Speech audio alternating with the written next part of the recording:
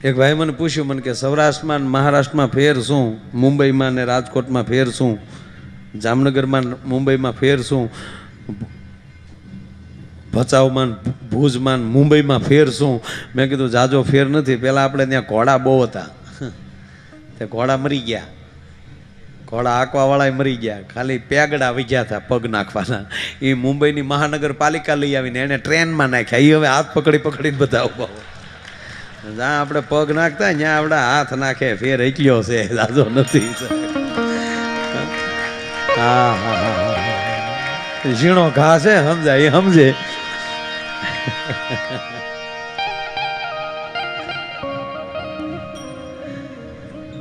એટલે અમે ટ્રેનમાં જતા હતા તો એક ભાઈ છોકરો તેડીને ઉભેલા, બેન ફોનમાં વાતો કરે, કોકા એના ભાઈ સાથે જ વાત કરતા હશે એવું લાગ્યું.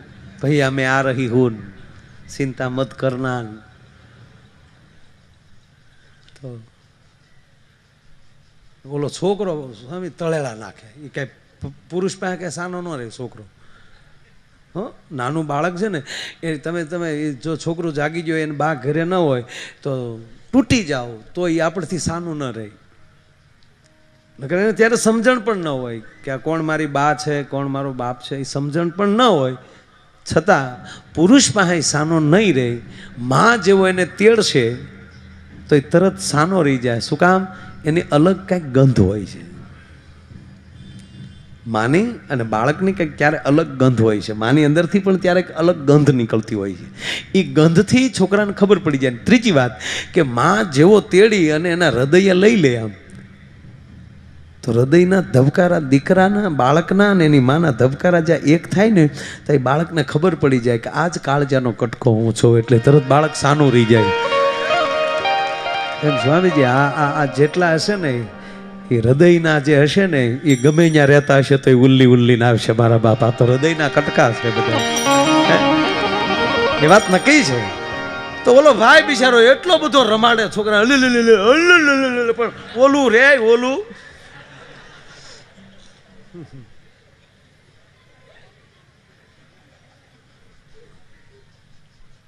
બહુ બહુ ઉલાડ્યો છોકરાને.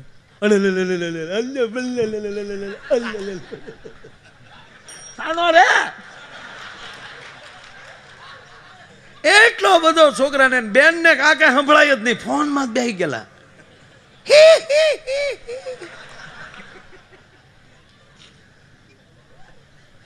આખો ડબ્બાનું ધ્યાન, જેટલા પેસેન્જરો હતા એને બધાનું ધ્યાન આ બે ઉપર.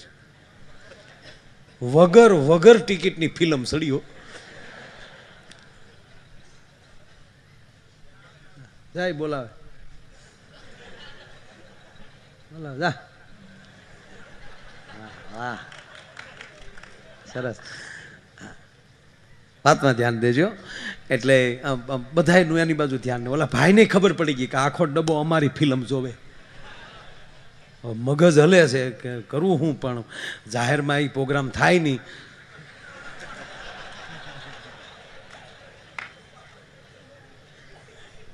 અને આમ થાય નથડી વાળા ગુરુની દીક્ષા તો નોખી હાવ.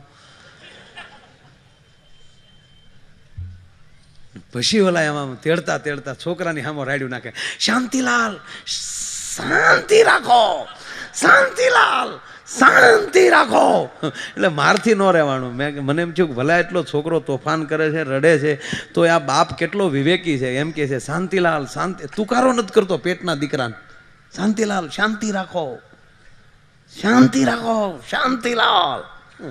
એટલે મેં કીધું સરસ, ગમ્યું મને. એટલે હું એની બાજુમાં ગયો. મેં કીધું આ તમારા બાળક, આ છોકરાનું નામ શાંતિ છે? મને કે મારું નામ છે. હું મારી જાતને કહું છું શાંતિ રાખો, ઘડીક શાંતિલાલ શાંતિ, અને ઘીરે પોગવા ગયો. પેરપાટ નોખા નો કરી નાખું તો કહેજો.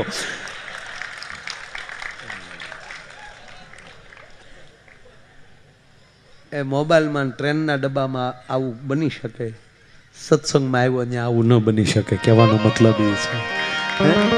જોકે હું ભણ્યો નથી, તેથી નિશાળે ન ગયો. હવે જાવ લ્યો.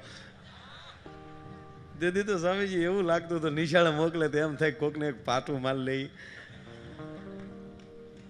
અને પાછું ટ્રાફિક એવું ભગવાનભાઈ, આપણે ભણતા તેથી ટ્રાફિક બહુ. આવો આવો આવો આવો. કેવું સરસ બાબલું છે બોલો. બસ વળી જાઓ પાછા અહીંયા લઈ. સરસ.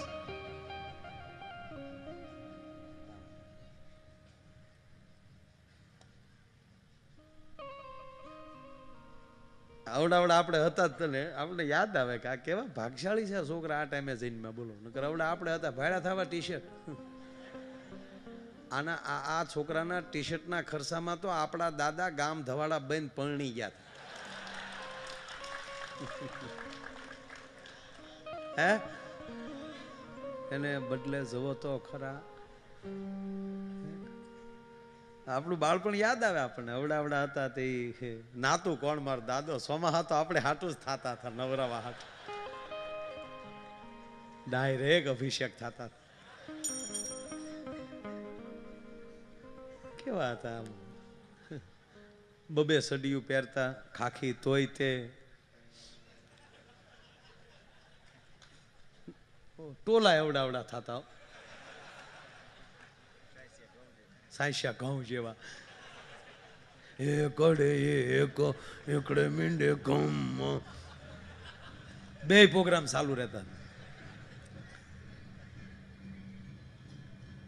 પણ એક કહું સ્વામીજી મને બહુ મને આ ગમે છે એટલે કહું ભલે આ ટોલા ગયા હાવ માકડનું ખાનદાન વહી ગયું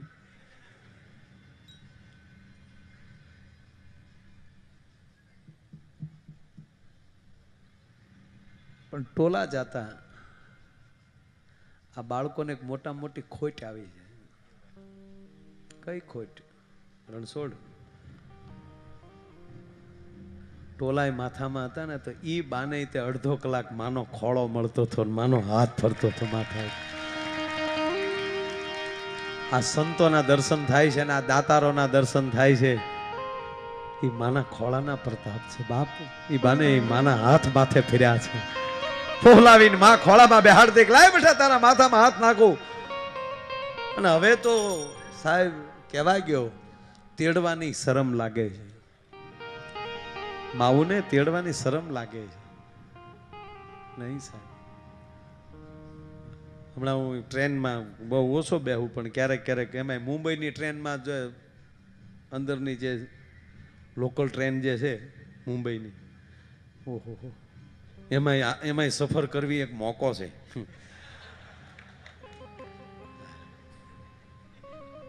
એ વહેલા ઉતરાઈ ગયું તો ઉતરાઈ ગયું નહીં તો ઓલા સડવા વાળા આપણે પાછા ચડાવી દે જાણે હગા હાથ ઉભાવે એમ ઉભા હમણાં. જ્યાં લહેર ચડે છે જ્યાં આનંદ આવે છે. એટલે હું સ્કૂલે ગયો એટલે એક નાની એવી દીકરી ત્રીજા ચોથા ધોરણની દીકરી ઓફિસમાં બેઠો હતો તો એ દીકરી આવી. જોકે આમ લગભગ હું સ્કૂલે જાઉં એટલે લગભગ છોકરા નહીતર તો શું આવે કોઈ આવે તો છોકરામાં આમ શિસ્તમાં થઈ જાય. અને સ્વામીજી રિશેષ વયનું આવ્યો હોવ એટલે તો ગાડી ન હાલે દેખાડો કરતા કરતા દોડીને આવે બધા. હમણાં મજા આવે આપણને ને આપણે તો એવું જ કરીએ ભાઈ આમ રહેવાનું ટાઈ બાંધવાની ને એટલું નહીં સૂટે પટે રહ્યો તમને ફાવે એમ.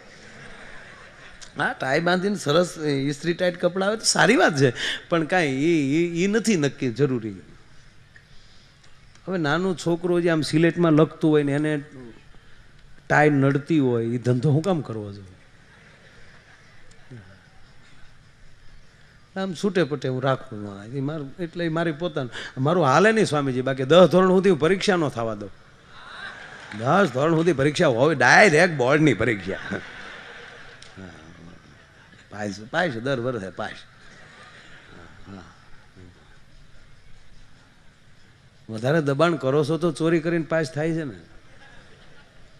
નહીં પાસ થવું જરૂરી રાખવાનું જ નહીં હકીકત. અને નાપાસ થવું એ જીવનની નિષ્ફળતા ગણો છો. જેટલી વાર નાપાસ થાવ એટલી વાર તમને હમુથું નવું શીખવા મળે. હા ખરેખર આ કાંઈ આ બદામ ખાવાથી બુદ્ધિ ન આવે ઠોકરું ખાવાથી બુદ્ધિ આવે.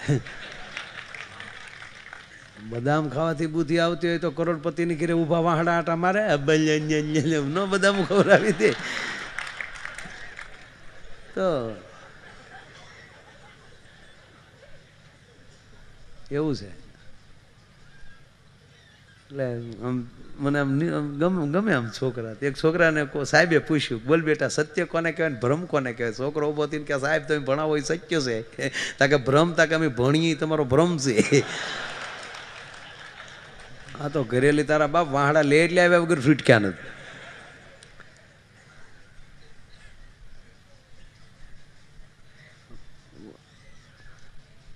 મને જો ખોટું ખોટું 2 દી રાષ્ટ્રપતિ બનાવી દે ને, ખોટું ખોટું બનવું જ નથી. અને બંને દે નહીં ને આપણો એ કાંઈ વારો આવે નહીં ને આપણે એ કાંઈ સપના જોવાય નહીં. સપના તો જોવાય, સપના શું કામ ન જાય? એ ક્યાં કોઈના બાપના. હા, અને પછી અમુક લેવલ આવી જાય ને પછી તો સપના તમને જોતા હોય, તમને સપનાય ના આવે. થાય એવું. પણ 2-3 વસ્તુ તો સ્વામીજી તરત બંધ કરાવી દો. એક તો મધ્યાહન ભોજન બંધ કરાવી દો. કારણ કે નિહાળે મૂક્યા ભેગો સરકારનું ખાવાનું ચાલુ કરે, એ મોટો થઈને પછી શું ધંધા કરે નક્કી કરી દો.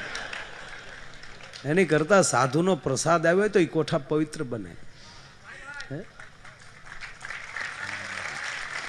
આજ મને મોકો સ્વામીજી જોરદાર મળી ગયો, એમાં કાંઈ લાલજી ભગવાન પોતે જ એના જન્મદિવસનો મને લાડુ ખવડાવે, મારા માટે મારા ગુરુની કૃપા એટલી. એટલે લાવ ચિઠ્ઠી આઈ હે આઈ હે. ઓકે, હા અચ્છા લઈ લઈશ. ચારી પરમાજ છે.